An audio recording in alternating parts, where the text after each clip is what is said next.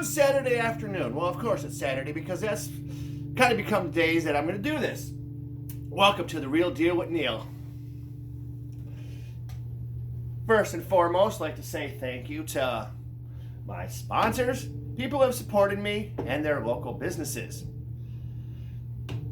Rob's Express Liquor here in Port Huron for all your Super Bowl needs. That's right, because tomorrow is Super Bowl Sunday. So if you're in the Port Huron area and you'd like to have a great place to go buy beer, wine, pop, snacks, whatever it may be, Rob's a man to see. Tell him The Real Deal sent you. And of course, Pure Romance by Angela. Pure Romance by Angela. I myself, if you haven't noticed, I did shave. I use Pure Romance's Men's Titan Shave Gel. I have never got such a great shave out of that, ever, before in my entire life than I do with Titan from Pure Romance. And of course, the great Blue Water Billiards and Spas. And Busy Beaver Movie Company. Tell them Warner sent you. Or see Warner and tell them Neil sent you.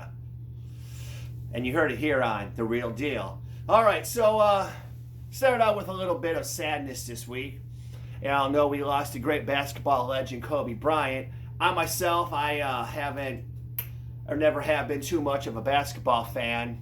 But if you've been around for the past 20 years, you've heard the name Kobe Bryant at least once or twice. I mean, people should take a little shot into a waste paper basket. Kobe! Yep, I've done it. So, rest in peace to Kobe, his daughter, and the other 7 people that were aboard that chopper last Sunday. Another one is Reed Mullen. Reed Mullen was a drummer from the 90s rock band Corrosion of Conformity. You remember their hit, Oh Help Me Jesus, Help Me Clean My Wounds. That was a pretty hard-hitting song when it came out. Now, yesterday I went to the Prowlers game, and of course, you know, they won 4-2, unlike the other sports teams here in Detroit who they forgot what the win was. But Prowlers won. There's a Instagram or YouTuber there by the name of the Disco Cowboy. This was one hell of a dude. This guy's running around all night waving the Prowlers flag, dancing, getting all into it and stuff. I had a little chance to sit there and chat with him for a few. Friended him on Instagram, so go ahead and check that out. And if you're in town, you're going to the Prowlers game tonight, he'll be back again. Hey, he's an interesting fella. All right, so like I said, the Super Bowl's coming up tomorrow. Good luck to anybody viewing who bought squares for me or Angela and made the best square win. Go Niners. And so this still to show The Ranch. I've been binge watching it. I'm almost through with it, and I tell you, the stuff that they do, the things they come up with it's been keeping my interest. I just believe I finished season 7, and well, I don't want to say anything for people who have watched or are watching, but wow, I could not believe something like that would happen on The Ranch. As far as guests, I really haven't arranged anyone coming on at any specific time yet, but I do have people that want to. And, well, hey, you know, maybe I still may not be ready to be able to do this in front of somebody live here, but eventually maybe I'd like to have a live studio audience out here at Nagic in the cave. So, we're going to work on that. We're going to get them coming, and we're going to get people in here as soon as possible. All right, so we're going to slide over here to the couch. The couch is going to be where me and the guests are going to be when they're on. Now, this fella sitting here next to me, this is Fred. Fred's seen better days. Fred has become Nagic's mascot. My daughter Cynthia made this many years ago. Fred, he's been here a long time, and he's seen all the antics, shenanigans, and parties and everything. You never know where Fred might be. He might just pop up in the corner. He might be sitting around somewhere one day. But Fred sees it all. So let's hear it for Fred. All right, so I want to talk a little bit classic rock today, and particularly a classic rock album that that I have always liked and thought was a great one.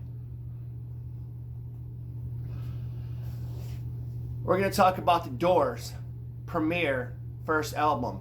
This album came out on January 4th, 1967, with a duration running time of 4 minutes and 48 seconds. And, the Doors produced several other albums in their short 5-year career before the tragic death of Jim Morrison in 1971. I've been to many concerts, but I never got to see the actual Doors. Although I did see the Doors 21st Century Revisited when they had the lead singer of The Cult play with them. All 3 other members were still there then.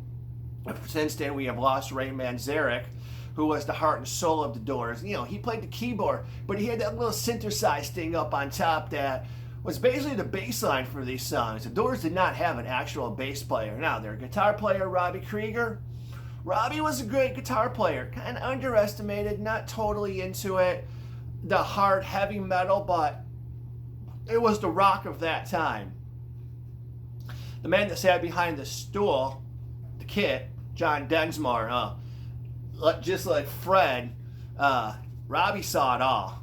Robbie saw everything back there. All the stage antics, the different things that Jim Morrison would do. You never knew what Jim Morrison would do throughout the course of the show. Now, if you've never heard of the Doors, which it's kind of hard to believe nobody out there has, or if you have and you want to know a lot of history, great movie was made in 1989 starring Val Kilmer as Jim Morrison. Val Kilmer played a great Jim Morrison.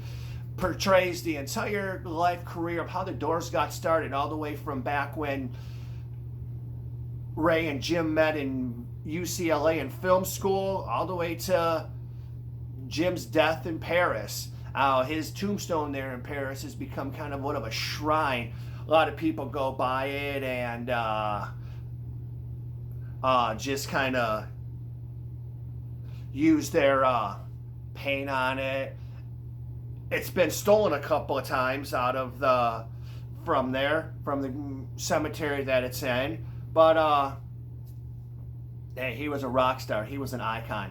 So one particular title on that album is the classic "Light My Fire," and it kicks right in, and the song is great. It's a really well put together tune. You know that I would be a liar if I was to say to you. So we couldn't get much higher. That line right there, they were asked by Ed Sullivan not to say higher on the air on television in 1967. Well, we all know television has come a long way since then. You couldn't say higher. Another tune on there that I guess would be my probably favorite Doors song ever is good old Break On Through to the Other Side. The bass, that's Ray with his little synthesizer.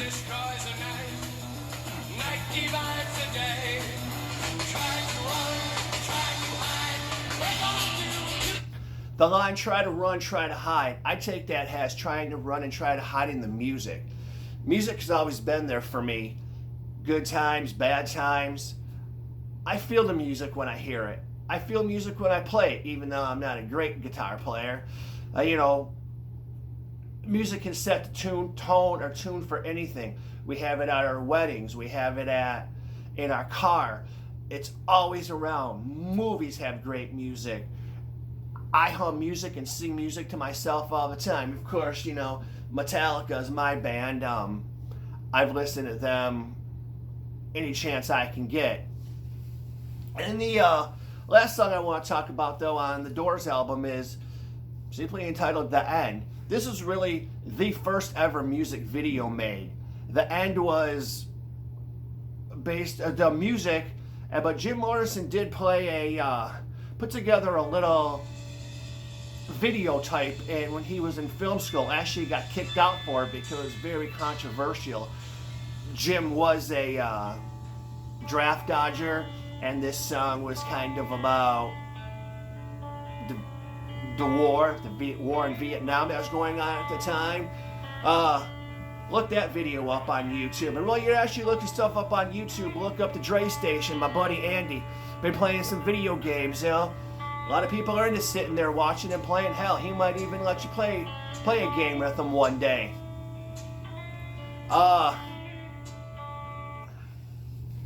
So this week it's been cold here in Michigan. It's been a slow week. Not a whole lot going on.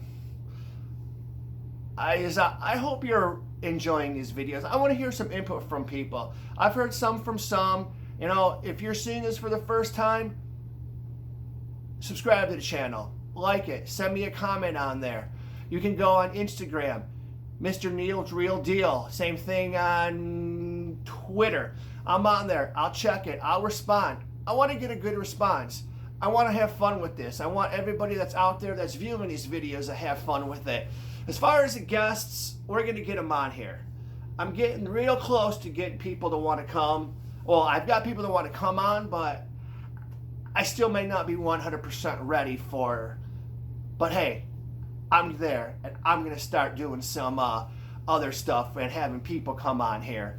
So, with that said, I hope you all enjoyed today's video, today's broadcast. I hope it was kind of informative for you.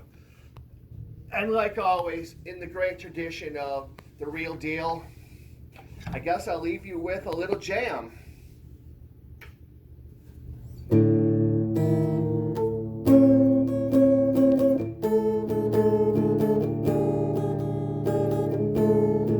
Until next time, always rock on. Pass on the videos. Have a great time. Party hard tomorrow watching the Super Bowl. Most importantly, be safe. And have a great week. We'll see you again next week.